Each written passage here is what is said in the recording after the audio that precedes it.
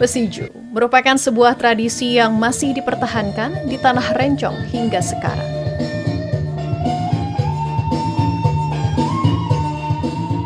Prosesi yang dilakukan melalui tari Ranup Lampuan itu menjadi simbol rasa senang dari masyarakat Aceh atas hadirnya sosialisasi hukum secara persuasif dalam program Jaksa Garda Desa atau Kawai Gampong biasa masyarakat Aceh menyebutnya. Para kecik, istilah bagi kepala desa di sana, para perangkatnya hingga masyarakat Gampong yang mayoritas berlatar belakang sebagai petani itu seakan mendapatkan wawasan baru untuk mengelola anggaran bagi kemajuan pembangunan di desa sebagaimana aturan hukum yang mengikatnya. Kejaksaan turun langsung ke desa. Jadi mereka yang pertama menjalin silaturahmi, yang kedua mereka membagi informasi, yang ketiga mereka berkongsi ilmu tentang supaya masyarakat ini tidak terjerat dengan hukum. Jadi makanya itulah serapat ibaratnya itu jejari kita lah antara kejaksaan dengan masyarakat. Memang tidak berpisah. Kalau tanpa jaksa, tanpa kejaksaan kami pasti hidup tidak ada aturannya.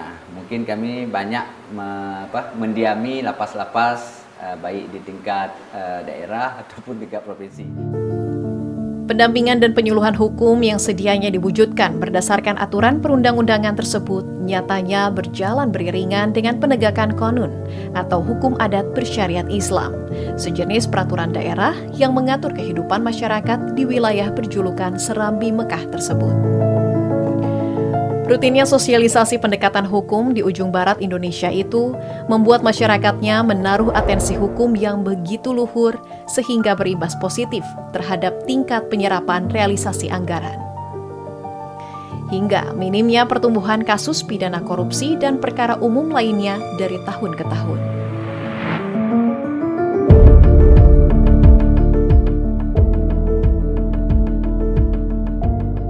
Kemudian materi yang disampaikan di dalam rangka penyuluhan hukum tentu disesuaikan dengan kondisi real yang ada seperti dalam hal pengelolaan dana desa.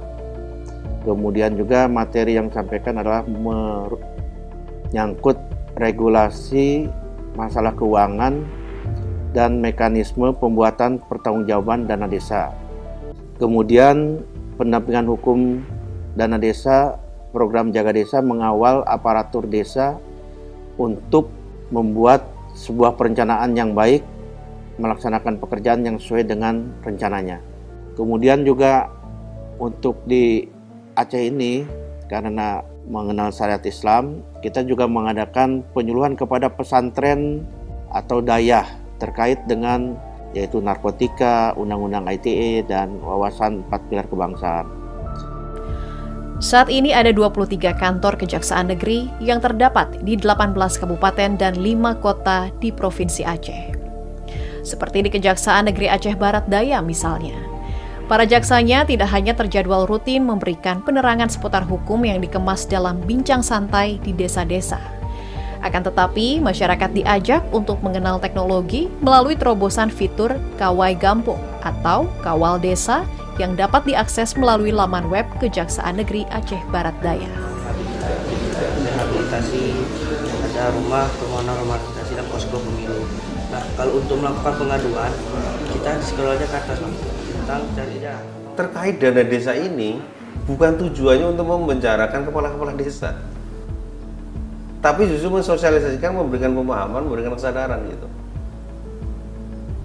Bahkan kalau dilihat dari web, dari laporan pengaduan, ini dari surat yang masuk sedikit sekali di situ. Jadi akses untuk benturan di kampung itu hanya sedikit demi sedikit bisa teratasi lah, kira-kira seperti itu.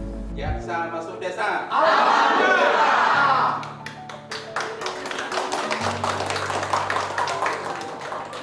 Nah, ternyata dengan program Bincang Santai yang hanya dengan modal 200.000 untuk nyiapin kopi dengan gorengan kata-kata gitu ya, di desa itu bisa masuk, malah lebih mengena. Ternyata dia lebih terbuka menyampaikannya, tidak merasa takut, tidak merasa tertekan, tidak merasa bahwa dia itu bodoh gitu kan. Kalau hanya satu arah kan pasti berangkat bodoh. Sehingga dia mau nanya kadang malu pertanyaannya. Tapi dengan bincang santai, dengan atribut kita tidak atribut kejaksaan, dengan inspektorat akhirnya terbuka semua. Nah akhirnya jaga desa itu orientasinya bukan hanya menyangkut dana desa, ternyata juga kita masukkan persoalan-persoalan apa aja yang ada di desa.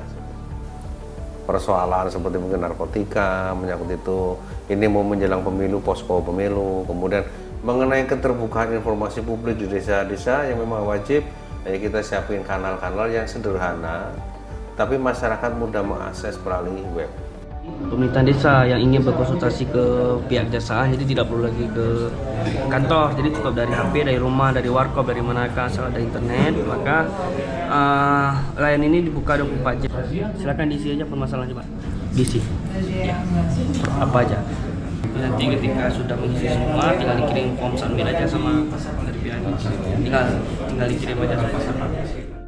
Nah, dengan dilakukan masa bincang santai, ada kedekatan yang bahasa APH yang bahasa dengan masyarakat yang dilakukan seperti hari ini, itu masyarakat lebih memahami ya tentang bahasa aturan atau yang bahasa yang mana yang bisa dilakukan atau yang mana ini ada sebuah larangan itu. Jadi artinya masyarakat lebih menguasai tentang hukum itu. Jadi masyarakat yang bahasa patuh hukum dan kenali hukum itu. Dialog interaktif yang turut melibatkan Tuhapet atau Dewan Perwakilan Rakyat setempat, Inspektorat Kabupaten, hingga lembaga swadaya masyarakat itu pun bersinergi dalam pengawasan aliran dana desa secara terbuka. Tak sekadar meningkatkan kepatuhan hukum, atensi lebih juga ditorehkan Kejaksaan Negeri Aceh Barat Daya agar para pelaku usaha mikro kecil menengah UMKM setempat dapat turut mewujudkan pengendalian dan memitigasi dampak inflasi pada tingkat desa. Khususnya UMKM itu masyarakat kita ya walaupun mereka jualan kecil-kecilan ada di warung dan sebagainya, kepatuhan terhadap hukum itu yang pertama mereka akan melengkapi izin usaha mereka, itu salah satu mereka patuh dengan hukum, dan kemudian mereka juga mengambil izin terhadap lingkungan, dan mereka juga dengan kesan sendiri mendaftar UMKM-nya itu kepada Dinas Perdagangan. Jadi apapun yang mereka lakukan itu semuanya sudah didokumentasi secara hukum. Mungkin makanan, ekoprint, sama kerajinan ya, kerajinan.